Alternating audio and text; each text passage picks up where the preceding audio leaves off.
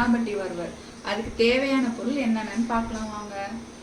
சின்ன வெங்காயம் 300, தக்காளி 2, பூண்டு 25 கிராம், ஜீரகம் 1 ஸ்பூன், கருவேப்பிலை, மல்லித்தலை, இஞ்சி பூண்டு பேஸ்ட் 2 ஸ்பூன், வரமிளகாய் 20, 1 கிலோ நாட்டுக்கோழி எடுத்துருக்கோங்க. வாங்க இப்போ எப்படி செய்யறதுன்னு பார்க்கலாம்.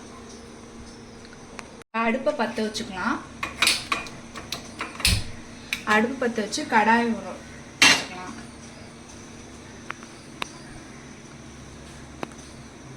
இப்போ தேவையான அளவு நல்லெண்ணெய் ஊற்றிக்கலாம். நல்லெண்ணெய் ஊற்றி செஞ்சால் நாட்டுக்கோழி சூப்பராக இருக்கும்.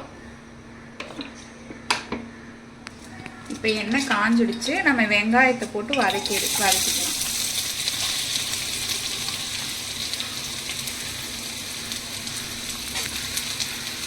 நான் வந்து வெங்காயத்தை கட் பண்ணி வச்சுருக்கேன். முழுசாக போட்டால் இன்னும் நல்லா டேஸ்ட்டாக இருக்கும். இப்போ கண்ணாடி பதத்துக்கு வதக்கிட்டோம். ரொம்ப வதங்க தேவையில்லை. இப்போ வந்து தக்காளி போட்டுக்கலாம்.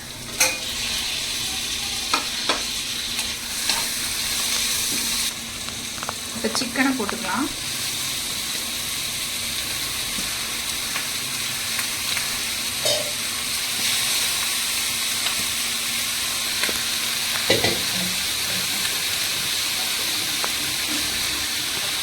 இப்போ தேவையான அளவு உப்பு போட்டுக்கலாம். நம்ம ஏற்கனவே மஞ்சத்தூள் போட்டு கழுவி இருக்கிறனால இப்போ சும்மா கொஞ்சமாக போட்டுக்கலாம். இப்போ நம்ம நாட்டுக்கோழியில் செய்கிறோம். அது பிராய்லரில் செஞ்சாலும் சூப்பராக இருக்கும். இப்போ நம்ம ஒரு கிண்டி விட்டுக்கலாம். உப்பு போட்டோம்னா சீக்கிரம் கொஞ்சம் வதங்கின மாதிரி இருக்கும்.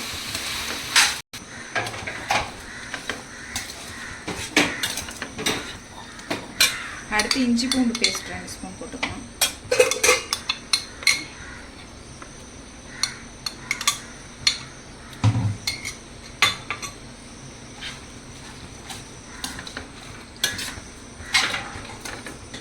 விதையை எடுத்துட்டு நான் ஒரு 15 மிளகா போடுறேன்.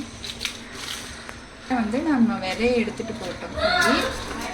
5 மிளகா முழுசா அப்படியே போட்டோம்.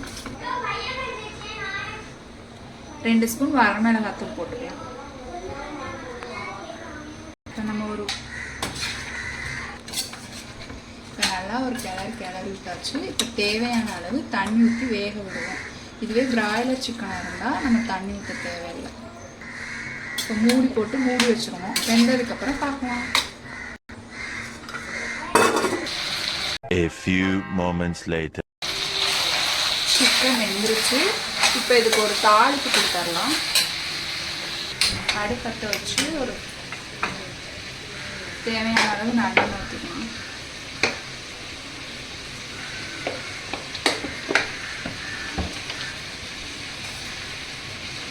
இப்போ எண்ணெய் காஞ்சிடுச்சு. ஜீரகத்தை போடணும்.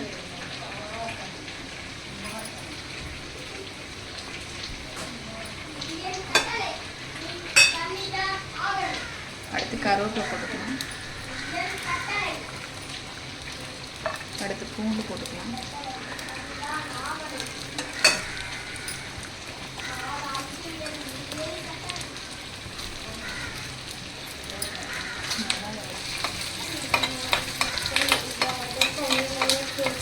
கொஞ்சம் வதங்கினோடனே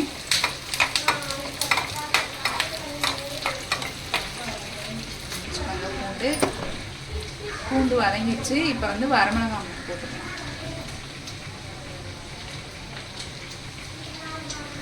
அடுப்பை ஆஃப் பண்ணிட்டு தாளிப்பை சிக்கனில் போட்டு வரணும்.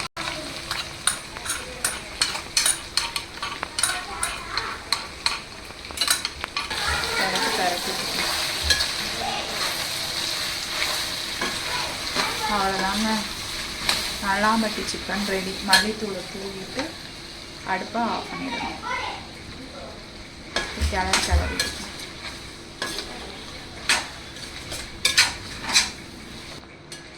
அவ்வளோதாங்க, நாட்டுக்கோழி நல்லாம்பட்டி சிக்கன் ரெடி.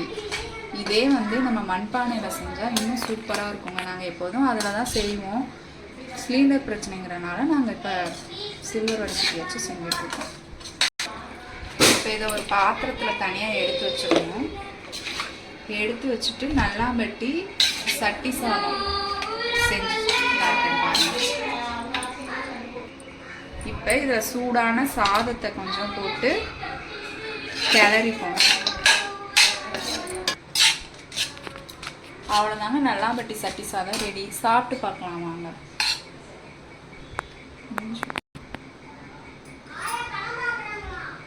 சூப்பராக இருக்குங்க. நீங்களும் வீட்டில் செஞ்சு பார்த்துட்டு எப்படி இருக்குன்னு கமெண்ட் பண்ணுங்கள். சேனலை